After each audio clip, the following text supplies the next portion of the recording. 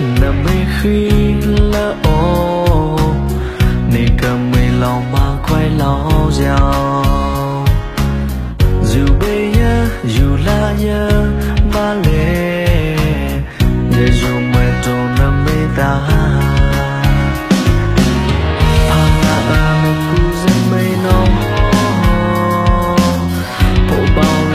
ta mơ ba sống để nó chưa em mà thương sâu để nó chưa em mà thương ngó làm nào đi nè lỡ ba đêm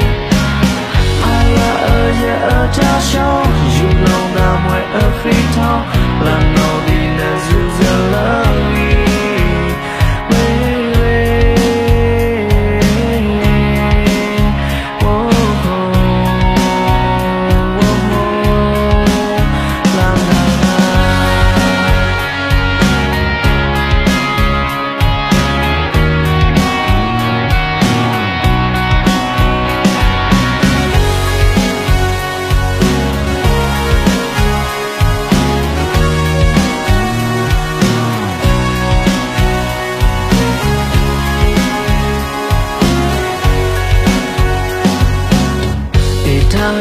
nằm mê khi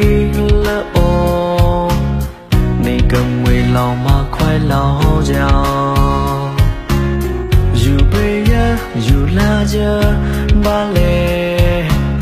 giờ dù mẹ tô nằm mê ta ta là em cú dân mây nông bộ bao lệ giờ ta bơ ba sông để nó cho em mà thương sâu để nó cho em mà thương nó làm nào đi nè lỡ ba đêm ai ở nhà ở cha sâu dù lâu nào mày ở khi thao làm nào đi nè dù giờ lỡ để nó cho em mà thương sâu để nó cho em mà thương nó làm nào